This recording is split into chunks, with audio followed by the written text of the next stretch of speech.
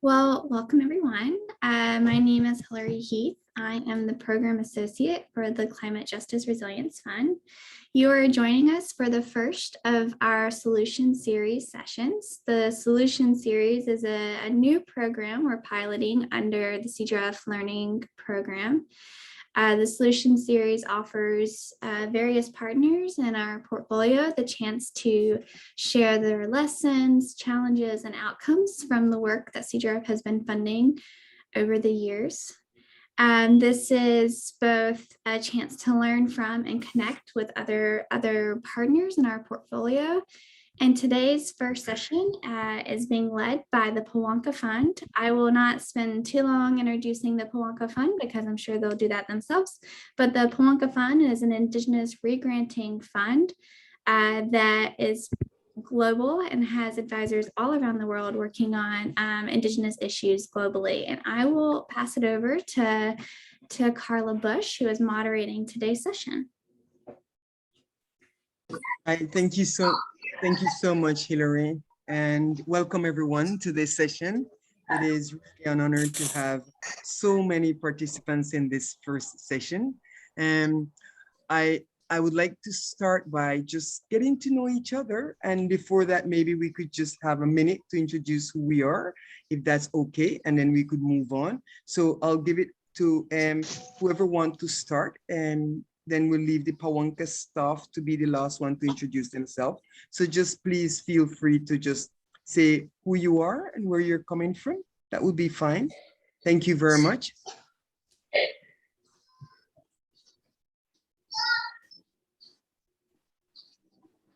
They've got, Karen brought some out.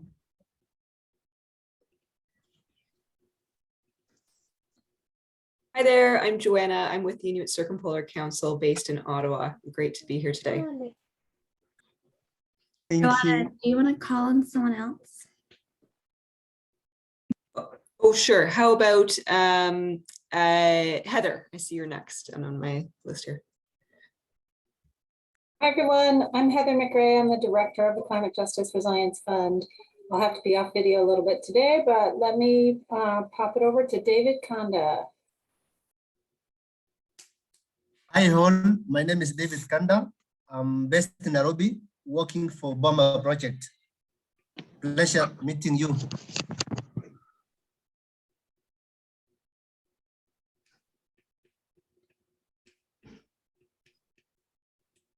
Is there anyone else who would like to introduce himself? Otherwise. Yes. Good evening, good afternoon, good morning, brothers and sisters. I'm Viviana Figueroa from Asociación de la Juventud Indígena Argentina. It's a great pleasure to be with all of you. Thank you, Viviana. Good evening, everyone. I'm Milton Magana. I work for Christian Aid Kenya program. Great. Hello, everyone. Ariel? My name is Felipe Fontesi. I'm the coordinator of the Just Transition Latin America project and executive director of Mobility. I'm based in Chile. Very happy to be here. Thanks for the invitation.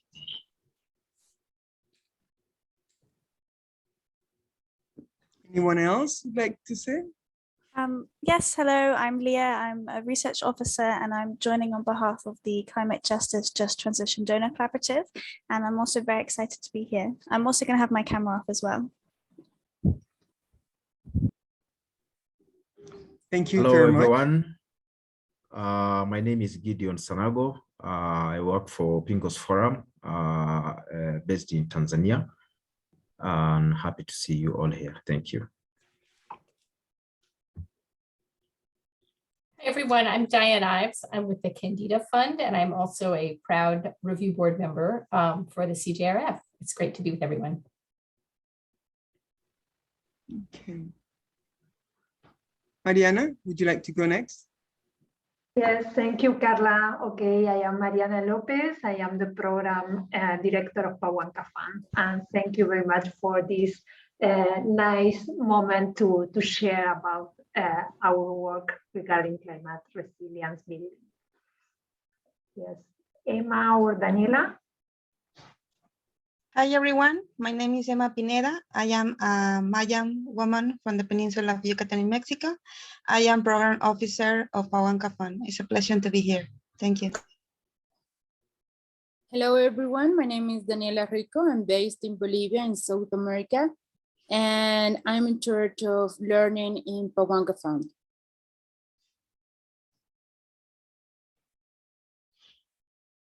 Ruben or Edna? Okay. Hi everyone. Hi. My name is Ruben. I'm from Ecuador. I am indigenous people from Ecuador. The name is the Ticho Tabalo. And I am an assistant program officer in Pawanka Fund. Thank you. So I don't see Edna. Is there anybody else who's missing that they haven't introduced themselves? We do it now, otherwise we will continue with the program. Hello.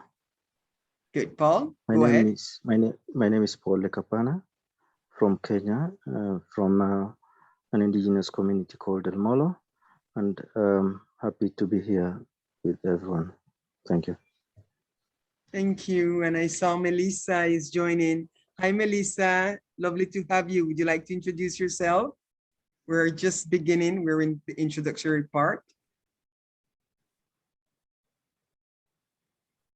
Your mic is on. Yes. Greetings, everyone. Good day. My name is Melissa Nelson. I am a guiding committee member of the Pawanka Fund for Turtle Island, North America. And I am a Turtle Mountain Chippewa and work with the Cultural Conservancy and a few other organizations, and very happy to be here supporting Pawanka Fund's work. Miigwech. We're so happy to have you, Melissa. Thanks for making time to be with us. Anybody else? Sure, I can go ahead. Hi, I'm Tiffany Rainville. I work for Global Affairs Canada. Here to just listen and learn about this great fund and your experiences. And I'm coming to you from the unceded territory of the Algonquin Anishinaabe people.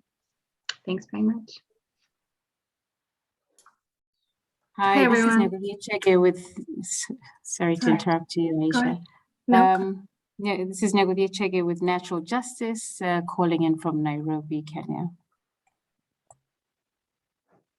And hi everyone, I'm Aisha Dinshaw. I'm the new CJRF Loss and Damage Program Officer. It's really nice to be here.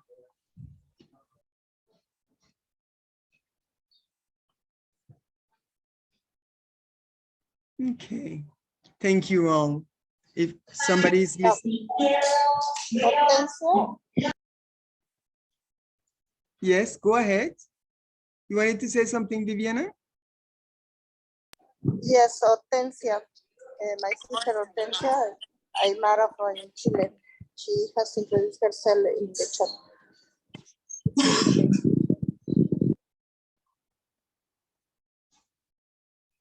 Is she going to say something? Is she going to introduce herself, or you will do it for her? I just have to introduce herself and I can translate.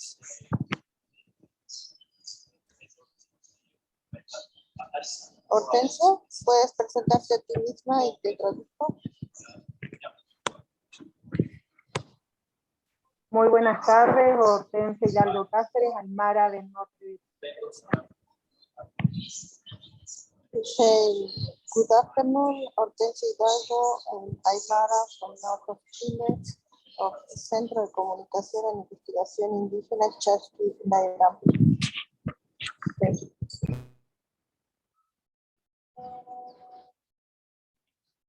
Thank you very much. And my apologies if I'm missing someone and I continue, but please feel free to break in and introduce yourself whenever you have the opportunity to speak. So to continue with this session today, the idea is to have a 60-minute session where we all get to know about Pawanka's experience. By 2 projects that we have, we will have an opportunity to share questions and answer for at least, we hope the speakers will have 20 minutes each to talk, and we will have questions within that. And we'll also have another opportunity for what we call the brainstorming among ourselves, another 20 minutes with that, and our closing remarks with 5 minutes. So we hope we could cover that 60 minutes gap that we have for this event. But before moving on to that, I would like to ask my, just to set the tone, set the context, if I would like to ask just Mariana, if she could just briefly introduce us to who we are. In 5 or 10 minutes, Mariana, a short version of who we are, so that we could understand, our guests could understand exactly where we're coming from when we start indulging ourselves into the dialogue with our speakers, who are going to be Viviana, Viviana is from Argentina. She already introduced herself. And we'll also have Gideon from the pastorals. So we will have those two presenters today speaking, and we will have a very, I would call it, unusual or methodology, where we will have them speaking out rather than having this formal presentation. We'll ask them questions about their work and see how it has developed, and they share their experience in a more open way. We'll just guide them with some questions, but the idea is for them to tell us how they implemented these two projects. Mariana, thank you for helping. Thank you, Carla. I will do a very brief introduction about Pawanka Fund, but I guess that you know about Pawanka, but we would like to make this very brief context. Pawanka Fund is a global Indigenous-led fund that is working to support Indigenous people organization in the strengthening and revitalization of traditional knowledge. And of course, traditional knowledge is linked to so many key aspects of the life of Indigenous peoples. And one of these key aspects is climate change and how to face climate change and building climate resilience. That's why Pawanka Fund focus some of the grant making that we are doing and supporting our partners in how recovering and protecting and also documenting traditional knowledge to face climate change and to build community resilience. So Pawanka Fund is doing grant making, but trying to change the way that traditional philanthropy have done grant making. We are trying to incorporate the ancestral knowledge and the indigenous values in the grant making process. So we start our work recognizing the knowledge and the local practices of Indigenous people to face climate change. This is our first aspect of changing the way that that in general the support to climate change is done. We recognize the local expertise and the knowledge of our local communities. We make direct funding to our partners that have the full control of the decisions. We are being flexible on requirement and reporting systems. We select the partners, promoting a learning process and establishing partnerships based on trust and indigenous values. So we have been working with the Climate Justice Resilience Fund, I think for 3 years or 4 years, also making a very strong partnership and sharing different learning and exchange process.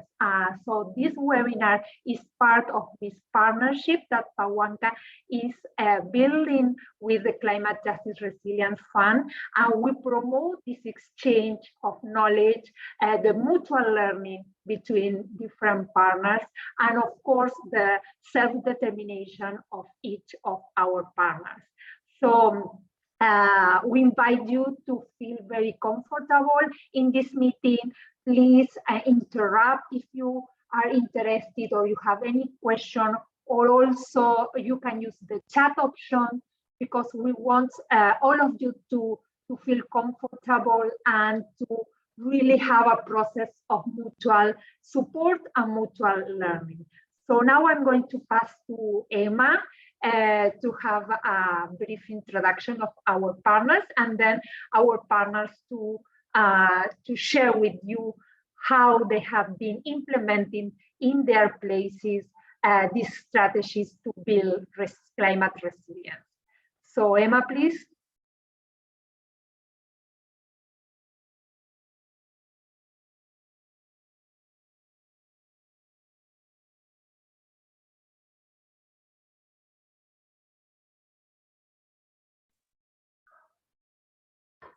Emma, can you hear us?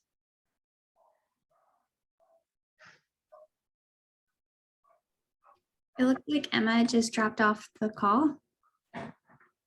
Okay, so in the meantime, we can go to Gideon, who can start sharing with us the experience in Tanzania and how the recovery of traditional knowledge is helping in building the community resilience. So please, Gideon, you have the floor.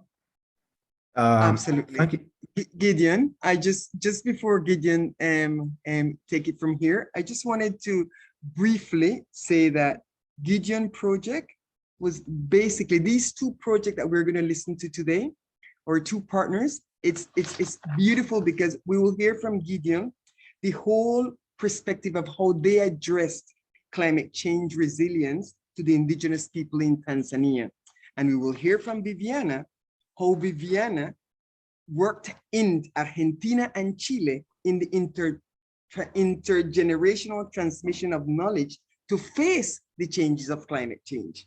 So these are two things that, in a way, you look at it, you could look at it, they really come together, and you could get different perspective from different regions. But however, it also contributed to what we as Pawanka consider, I would say, our brand, the intergenerational, the whole knowledge of traditional knowledge. And so we will see it in two different angles. So the objective of the program that Gideon will share with us today, it has a lot to do with the training that they did within the community, the support that they provided in the different organizations, and how they document this process. So let's keep that in mind while we hear about his experience. Thank you very much. Gideon, the floor is yours.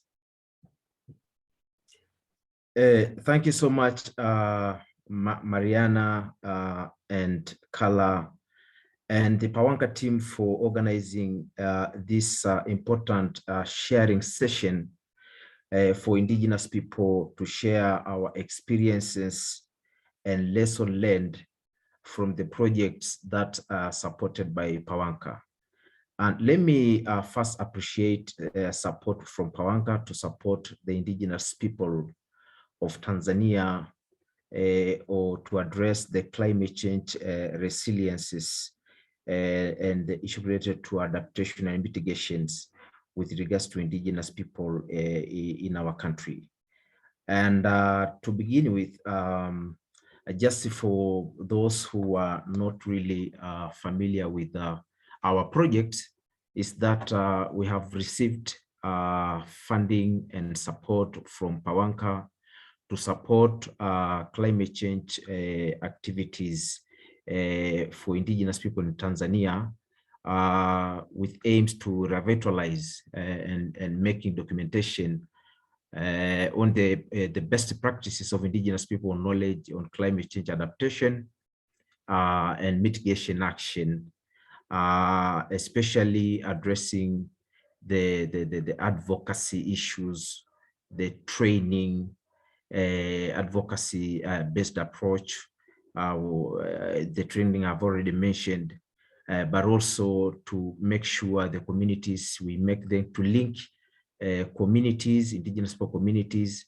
and the policy and decision makers to influence the policy making processes.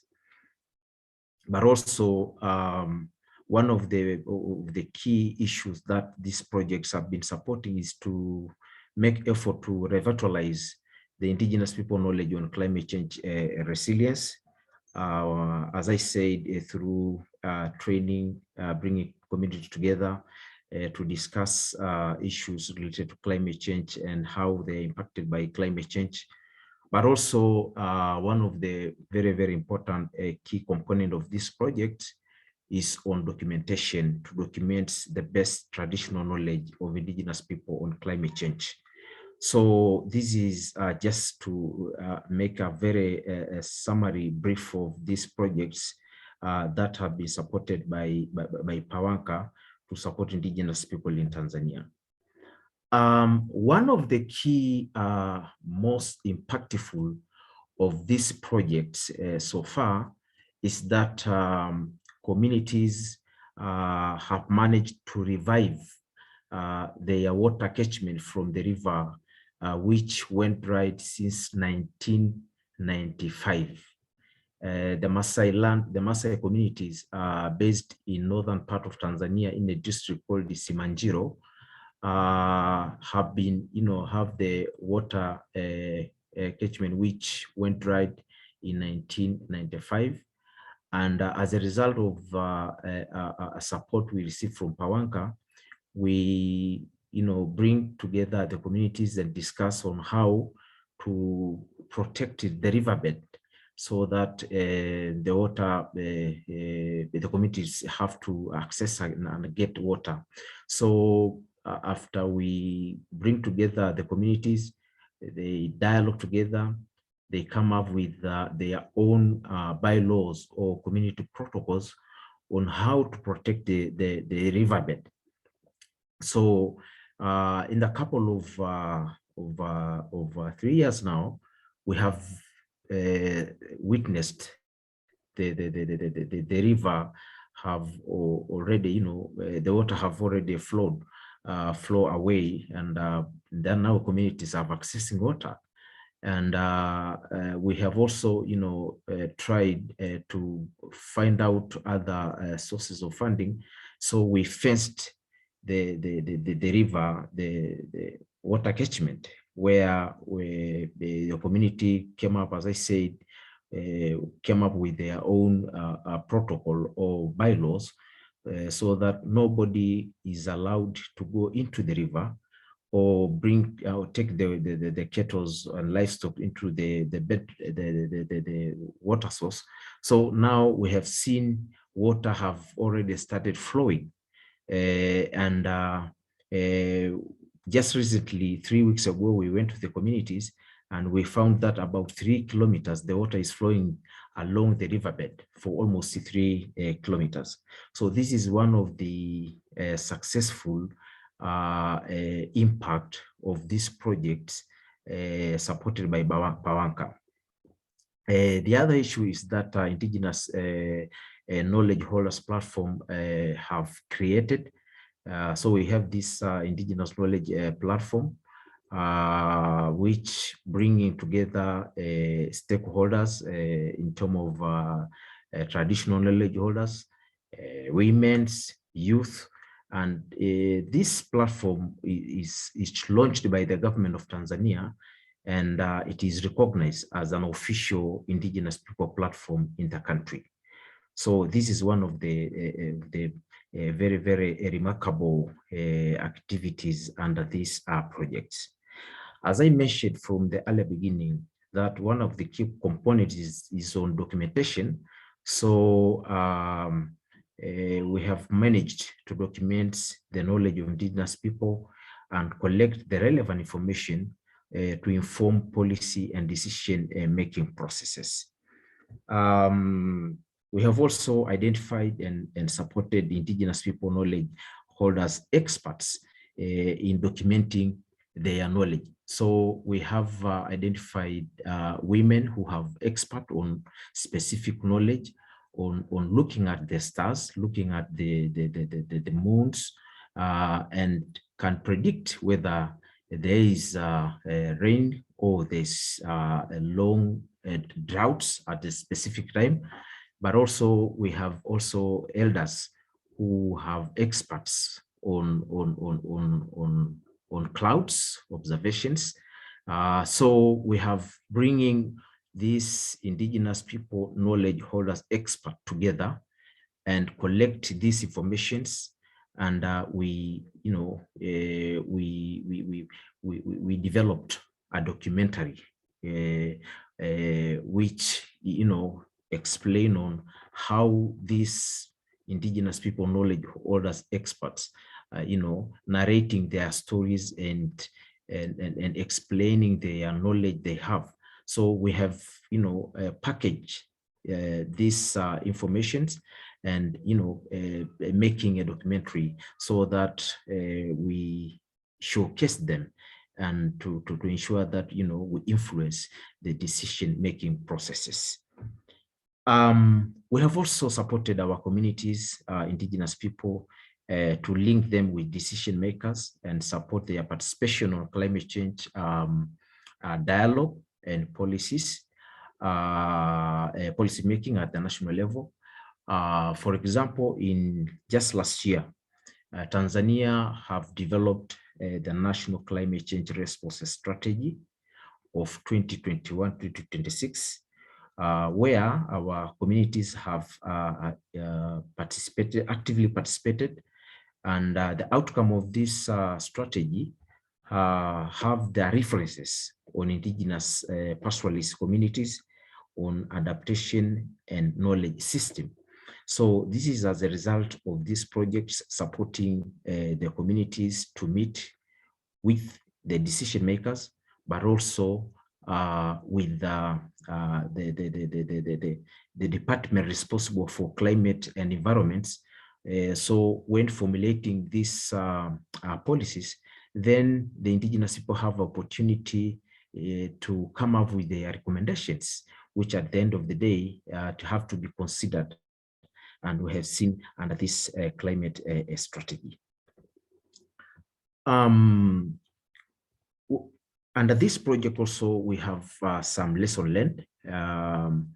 We have seen that the government or local government authorities, actually, they have their own bylaws, which the communities have to abide or to follow when it comes to the protection of the sources of water, or protection of the forest, protection of the land, and all those processes that the government have put in place. So we have learned that communities' own protocols and traditional bylaws are mostly works and useful, even than the other one from the government. As I mentioned from the beginning, that there is this, the source of water in Simanjiro districts, where it went dry since 1995. And the government have been put in place some laws or bylaws, but we have seen that it doesn't work. And the river went dry for so long.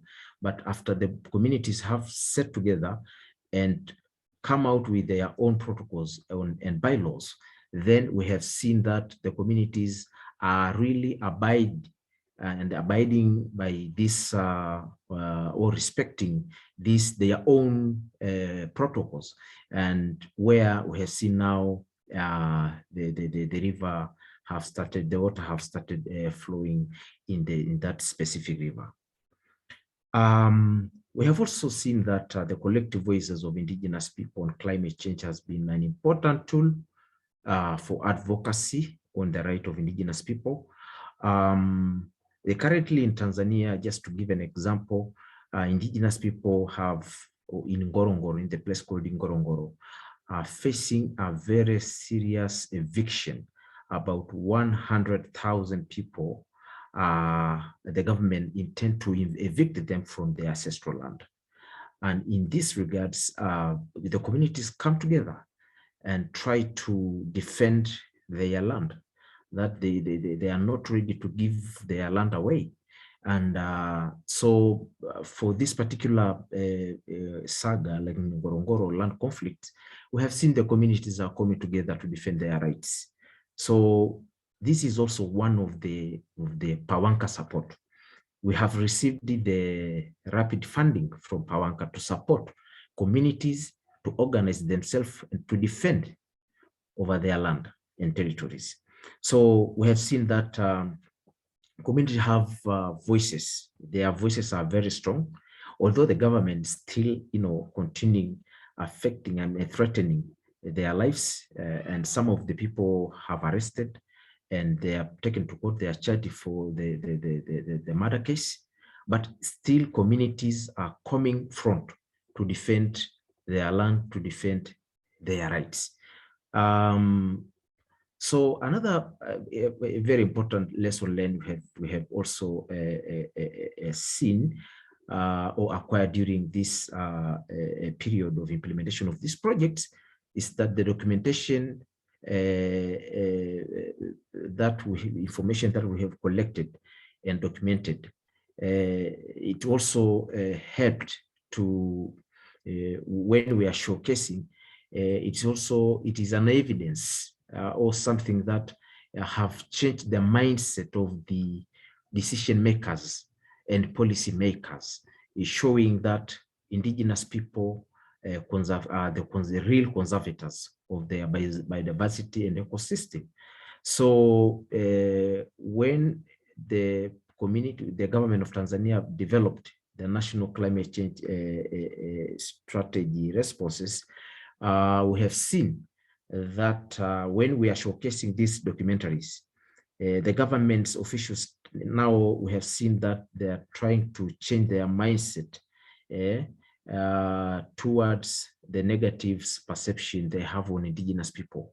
So we have seen that when we package these informations, whether in documentary, whether in policy briefs, it's really, change the way the government or the officials, the decision makers are thinking towards indigenous people. So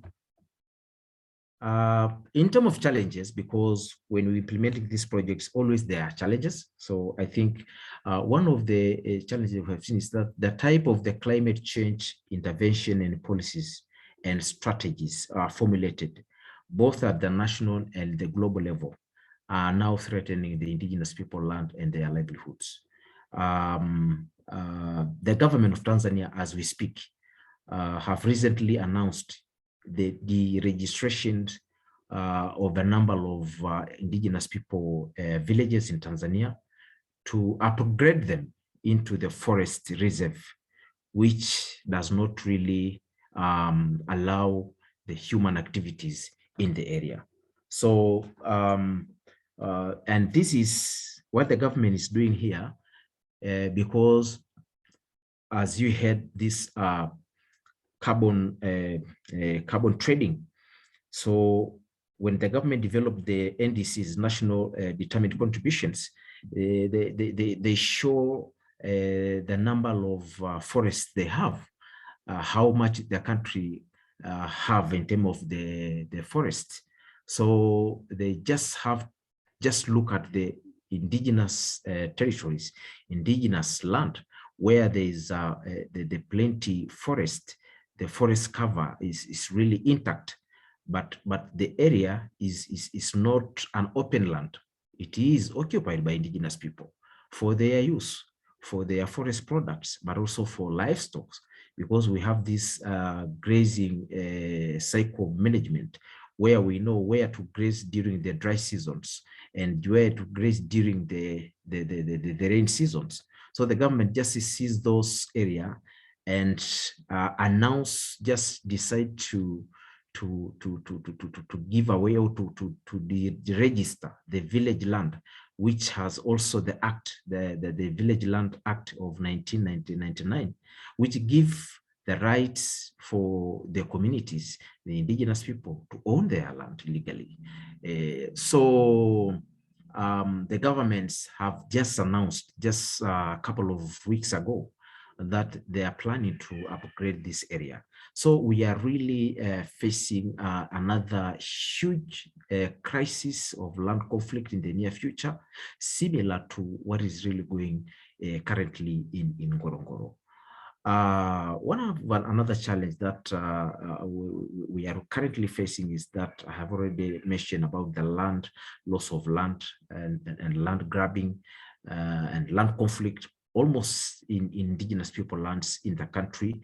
And they are doing this in the name of wildlife conservations, but also in Loliondo, another part in Ngorongoro also, they are doing this because of the trophy hunting blocks. So there's a huge investment over the indigenous people lands.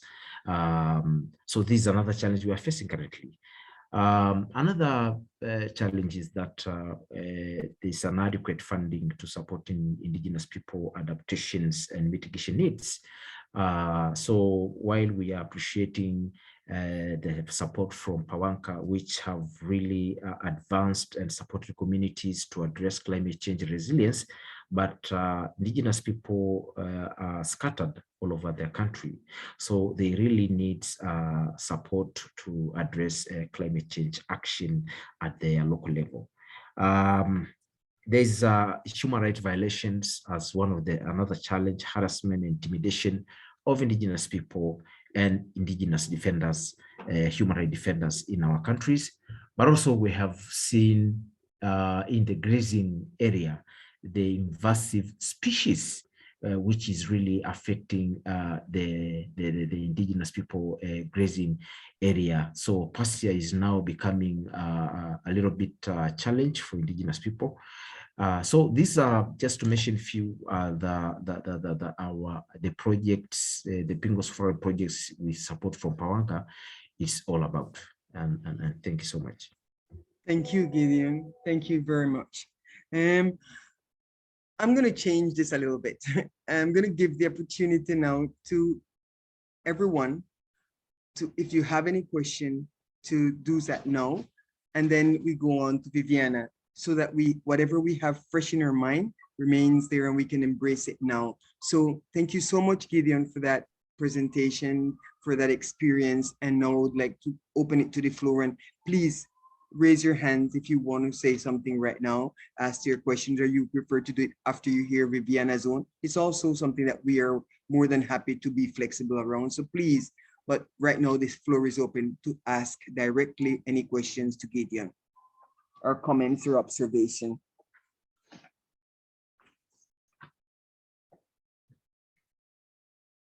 I wanted to ask one, if there is nobody right now, I just wanted to ask one simple question. Oh, so Paul is there, then I'll ask mine. Go ahead.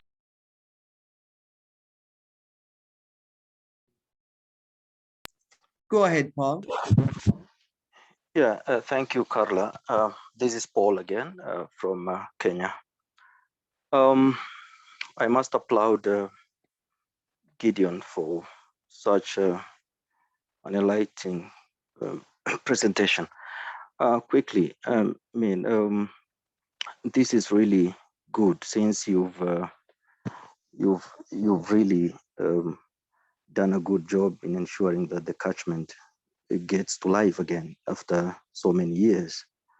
My question is, how did you ensure that the indigenous knowledge did this? Because, you know, we are talking about building resilience using indigenous knowledge.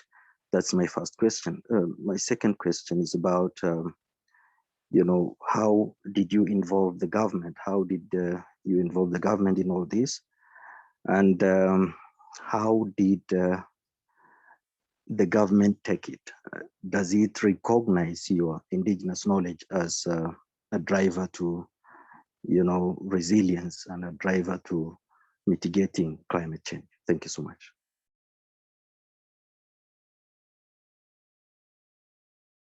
Please, Gideon, would you like to answer that? So we could then keep all the other questions that you have on a hold for a second, because we're running out of time, and we have Viviana next. And then we would like to ask Melissa, as our guiding committee members, to give us some words of to close this activity today. So we'll go on to you answering, and then we'll move on to Viviana, so that just we know our timing. We have 20 minutes before we end this. Thank you all. Gideon. Thank you so much, Paul, for your questions. With regards to involvement of the governments on this, especially on traditional knowledge or on the riverbeds that's dried and now it has life. The local governments are very supportive since they are also part of the communities, because the local governments administrations are the indigenous people themselves. But when you go to the district level, they are non-indigenous people, but they are supporting the role of indigenous people and their traditional knowledge on conservations on the water sources. So they gave fully support to the communities as well as their traditional leaders to ensure that the water catchments is protected, as long as the communities are also respecting the community's protocols. Because they are the one who formulated their own bylaws and protocols. So they are responsible to make sure that they continue, respect and ensure that the river is now continuing to flow water and people are now accessing water. So because the result is vivid, is seen, the government is really supporting this initiative. So we appreciate the local government of the Simanjiro because they are supporting communities on climate resilience initiative and effort they are doing. So yeah, I think I have answered your questions, Mr. Paul.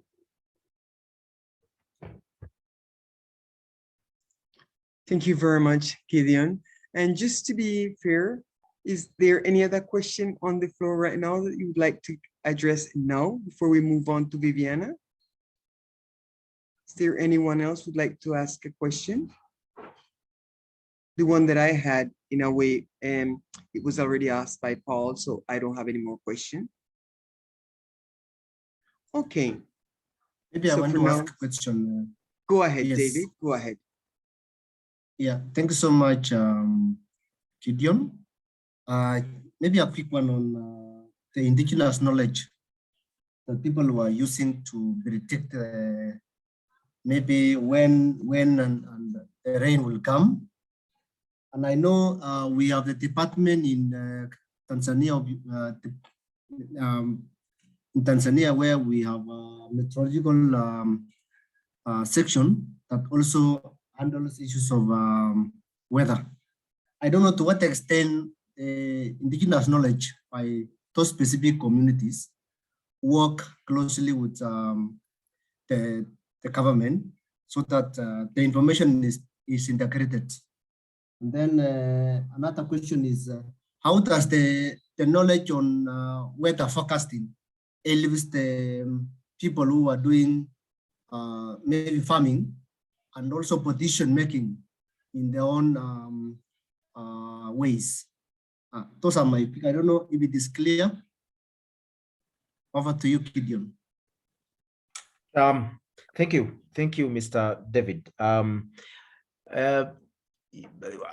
With regards to the recognition of this knowledge and whether the government are supporting, this is the work that we are really doing, and we are trying to make sure that we are working closely to the government of Tanzania or decision makers generally to ensure that they have to recognize the knowledge of indigenous people in all climate policies and strategies that are formulated by the government of Tanzania. And we are closely working with the Vice President Office, who are mandated to work on the climate change related issues. And we are also now working with the Tanzania Meteorological Authority, TMA, to ensure that how can we link the traditional knowledge, the knowledge of indigenous people, with the expert from the governments as far as the TMA is concerned. And in Morogoro, for example, Morogoro is one of the regions in the central part of Tanzania. The elders have come together And they are now, talking with the government, the TMA, this Tanzania Meteorological Authority, on how to link the knowledge of indigenous people on weather forecasting and all other knowledge related issues with the TMA. So this is a process, and we believe that as long as we're engaging the government time to time and inform them and show the evidence, including the documentaries we have, including the expert, the traditional knowledge expert we have, I think the future is optimistic for us. So we are working day to day to influence the policies at the national level and at the local level to ensure that the knowledge of indigenous people are recognized. Thank you very much, Gideon. And please let me remind you all that if you have any questions, to please, for Gideon, please put it in the chat, and Gideon, be aware of the messages coming on your side so that you can respond to them. That would be very helpful, and so that we don't stay with any questions or doubts or comments that we have. Please put it on your chat, and our colleagues will all be pending of these to see how we can reply. And now I would like to invite Viviana, who is our next speaker. She will talk to us about her experience with the intergenerational transmission of knowledge and to face climate change in Argentina and Chile. Viviana, the floor is yours. Thank you so much, Carla Adol. And I would like kindly ask Emma if she could present the PowerPoint. I will just focus the main outcome. I cannot see the presentation. There is. One of the main impact that we have achieved is that the next one, please.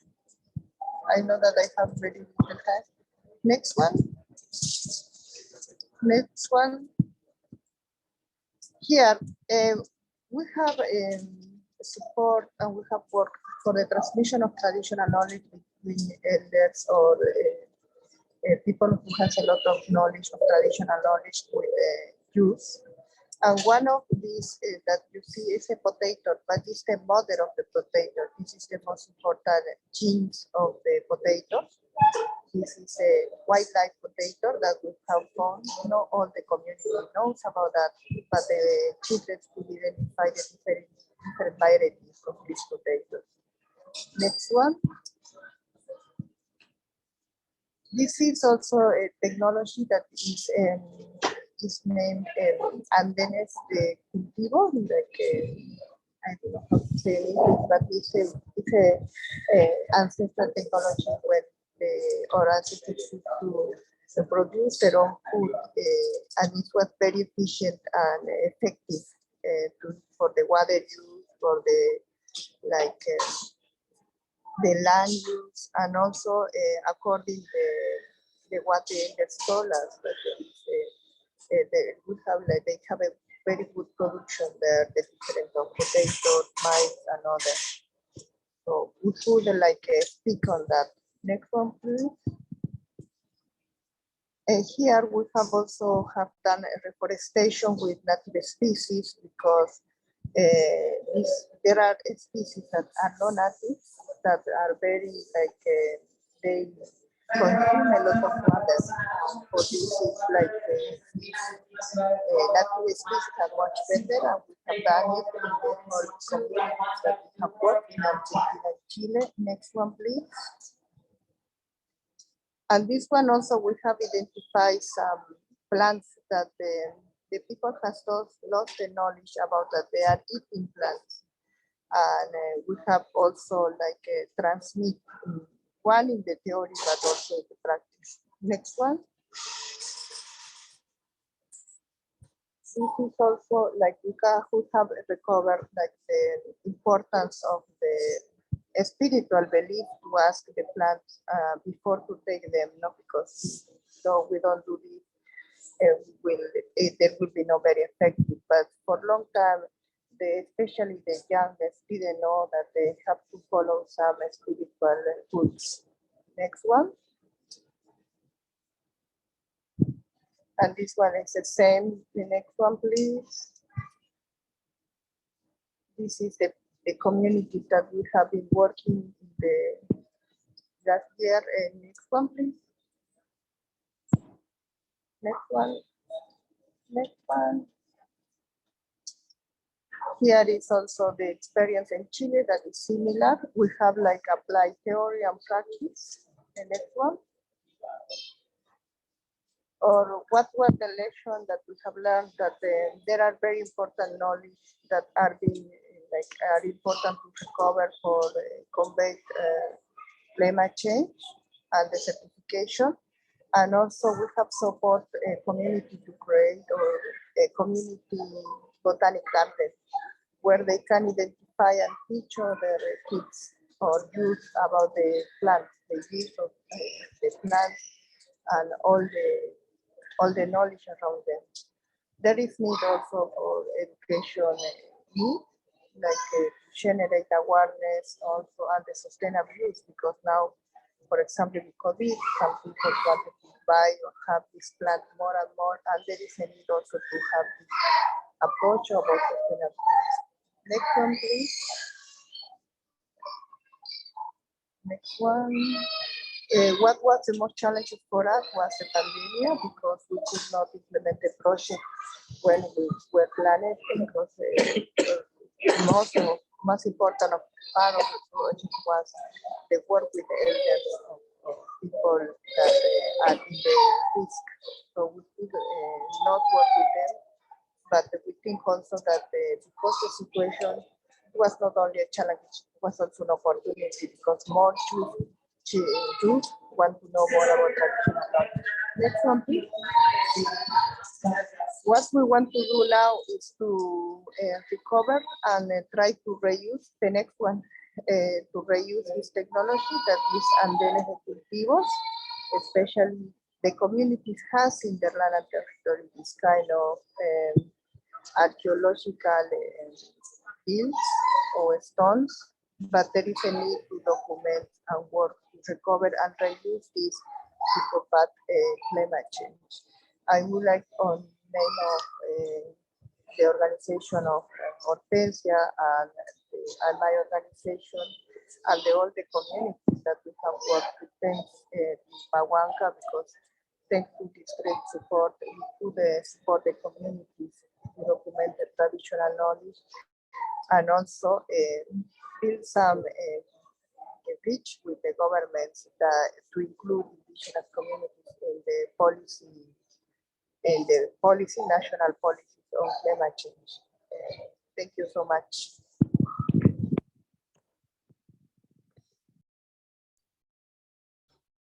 Thank you very much, Viviana. I know that you're having some challenges with communication, but it's, you know, your presence and your participation is gladly recognized, and we know that you're transiting and all of that. So we acknowledge that the difficulties and the sacrifices you're making to be here. So thank you so very much. The floor is open before Melissa gives us the final words. So please, you want to have questions to please, oh God, please question to Viviana. I'm thinking in Spanish and in English. Please do so now. She's right there listening to us.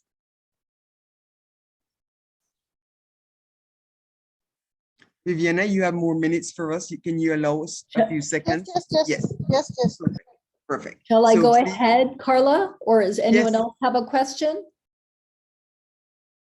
No, all right.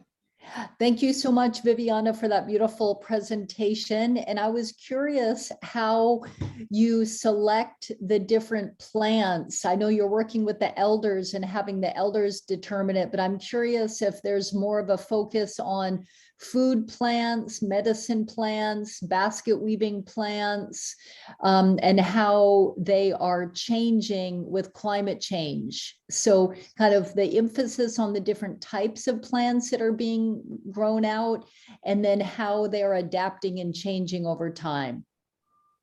Are the questions clear? Yes, thank you so much. Yes. Yeah, what we have done is we have all the community has learned about the traditional knowledge and the importance, but mostly what is happening on climate change. They say that in the time they have seen some change, but now are like These changes are big, you know. For example, in some place where it's, there were not some kind of plants. Now they were from other place, but at the same time they are sometimes are dangerous for animals when eat these plants that were not there.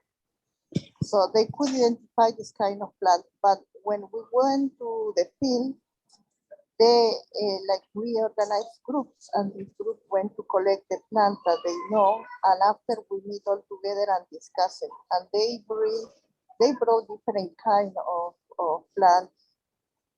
For this, it's like it was great because even the people who are 50 years old, that not that younger, they didn't know about some the plants, how was the use, what is the characteristics. For this, it was like we were like taking one plant and all were contributing the knowledge about this plant. And it was very useful for all the community, not only young, because this, and unfortunately, it's not documented on the knowledge on the plants. For this is like, it was a really a great experience for some of these potatoes that are the mother of the potato, that are wildlife potatoes, you can also eat, but they didn't know that. So the participants would eat these different, and it differentiate the different kind of mother of the potatoes, because in my region we have around 50 different variations of potatoes. So, and of course also they have a share that these are genes, no? Like special. Thank you so much for the question. Thank you so much for your great work.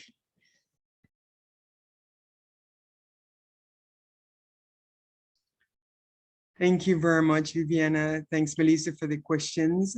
Are there any more questions on the floor we'd like to bring up now? Otherwise, we are about 2 minutes to close this webinar. It's great to have you all here, and thanks for making time. Melissa. Yes, Viviana. Yes, Carla, I want to mention that the Hortensia has shared just the link to the video that she has prepared for the project in Chile, so it's in the link. Great, absolutely. Thank you very much. We'll make sure that all our participants have this and on the presentations as well that you shared. With all pleasure, we'll make sure we share that among our participants as well. If it's no other questions there, Melissa, would you like to say the final words, please? Thank you, Carla. Well, I want to thank our two wonderful presenters and Pawanka Fund partners for those very insightful presentations showing how Indigenous peoples in different continents are adapting to a rapidly changing climate and environment, but relying on Indigenous knowledge, our languages, our knowledge of plants and the environment, and creating collaborations to help solve some of our most pressing issues of water and food security. And I want to thank all the funders and partners on the call for your support and your ongoing interest in supporting Indigenous peoples' traditional knowledge and addressing climate change. So thank you for your support. We look forward to ongoing learnings, collaborations, and partnerships. Miu Chimigwich. Thank you so much for being here on behalf of Pawanka Fund.